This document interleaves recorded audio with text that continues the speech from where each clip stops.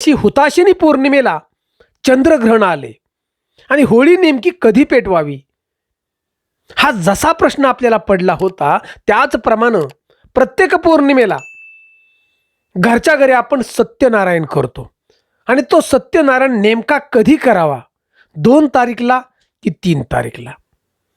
आणि जी मंडळी पौर्णिमेचा उपवास पकडतात, आपण आजही पाहतो की प्रत्येक घरामध्ये आपल्या माता भगिनी हा पौर्णिमेचा उपवास पकडतातच.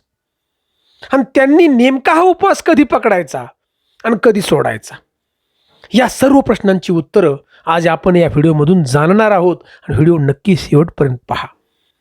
आणि हा होळीचा उपवास का धरायचा हे सुद्धा जाणणार आहोत. आणि त्यासाठी हा व्हिडिओ नक्की शेवटपर्यंत पहा. चॅनलवरती प्रथम असाल तर नक्की सबस्क्राईब करा. मराठी कथाकथन चॅनलमध्ये अगदी हृदयापासून स्वागत आहे आपलं.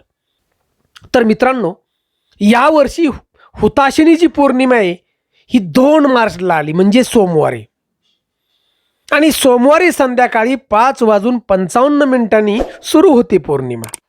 आणि 3 मार्चला मंगळवारी सायंकाळी 5:07 ही पौर्णिमा संपते. आणि जे चंद्रग्रहण आहे ते 3 मार्चला आहे. पूर्ण भारतामध्ये हे चंद्रग्रहण दिसणार आहे.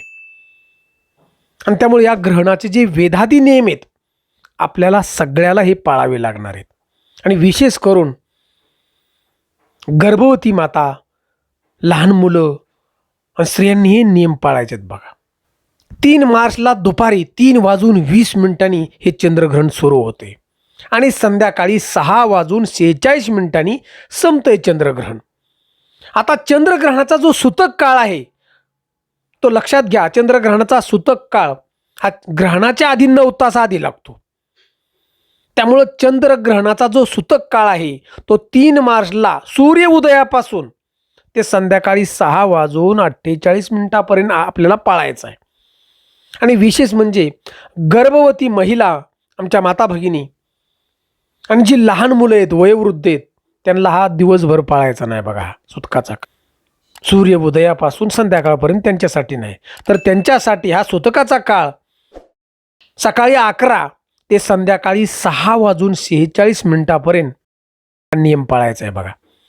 घरातील गर्भवती महिला, लहान मुलं यांनी हा नियम विशेष करून नक्की पाळा. आपल्या पूर्वजांनी आपल्याला सांगितले त्याच्यावरती विश्वास ठेवायचा आणि सगळे नियम पाळायचे. चंद्रग्रहणाचा जो स्पर्श काळ आहे तो 3 मार्चला दुपारी 3:20 आहे. आणि ग्रहणाचा जो मोक्ष काळ आहे तो संध्याकाळी 6:46 आहे. आणि जो पुण्य काळ आहे तो संध्याकाळी 6:20 पासून ते 6:46 आहे.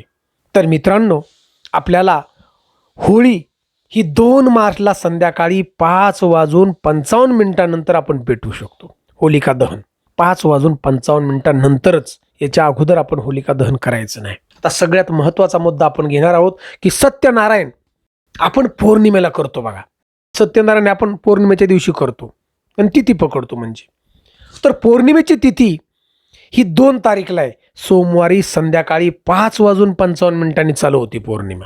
आणि त्यामुळे तुम्ही संध्याकाळी 5:55 सत्यनारायण करू शकता विश्वासाने एकदम, आणि त्याचं फळही तुम्हाला मिळणार. आता काही वेळेला काय होतं, काही लोकांना म्हणजे काही महिलांना, आमच्या भगिनींना 2 तारीखला नाही जमलं सत्यनारायण करायला, तर लक्षात घ्या 3 तारीख सुद्धा आहे तुम्हाला.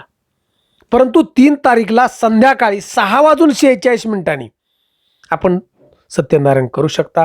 कारण हे ग्रहण आहे. ग्रहण संपल्यानंतर करायचे. संपल्यानंतर आपल्याला स्नान करावं लागेल, देवपूजा करावी लागेल आणि नंतर सत्यनारायण. वेळ बराच लागेल, घर झाडणं, साफ करणं. यासाठी विशेष म्हणजे सगळ्यात 2 तारीखला 5:55 नंतर सत्यनारायण करणं हे फार महत्त्वाचं आहे. आता दुसरा जो मुद्दा आहे तो पौर्णिमेचा उपवास. तर मित्रांनो, पौर्णिमेचा, होळीचा आपण घरात म्हणतात का नाही, होळीचा उपवास धरला का, होळीचा उपवास धरला का. नेहमी पौर्णिमा धरणारे तर लोक आहेतच महिला, परंतु होळीचा उपवास का धरायचा? कारण मित्रांनो, जशी अमावस्या देवांची असते तशी पौर्णिमा ही देवींची असते. आणि होळीची जी पौर्णिमा आहे ती फार महत्त्वाची, कारण त्या दिवशी सत्यानं असत्याचा केलेला पराभव आहे. तुमच्या घरातील जी शक्ती वाईट पळून जाण्याचा तो दिवस आहे. तुमच्या मनातील जे वाईट विचार आहेत ते वाईट विचार त्या होळीमध्ये टाकण्याचा तो दिवस आहे, जाळून टाकण्याचा तो दिवस आहे आणि एक सकारात्मक ऊर्जा निर्माण करण्याचा दिवस हा पौर्णिमेचा आहे बघा. त्यामुळे मित्रांनो 3 मार्चला हा पौर्णिमेचा उपवास प्रत्येकाने धरायचा आहे बघा. दिवसभर उपवास धरायचा आहे आणि संध्याकाळी 6:46 हे ग्रहण संपल्यानंतर स्नान करायचं. स्नान करताना गंगेचं नामस्मरण त्या ठिकाणी करायचं. गंगा येणार स्मरण केल्यानंतर आणि स्नान वगैरे केल्यानंतर देवपूजा करायची आणि आपला हा पौर्णिमेचा उपवास सोडायचा विश्वासानं नैवेद्य दाखवून. तर मित्रांनो अशा प्रकारे ही होळीची माहिती बघा. म्हणून मित्रांनो कमेंट आम्हाला ओम नमो भगवते वासुदेवाय नमः अशी कमेंट जरूर द्या. कारण मित्रांनो नारायण नारायण हेच नामस्मरण केल्यानं त्यानं सत्याचा पराभव केला आहे. जय हिंद जय महाराष्ट्र.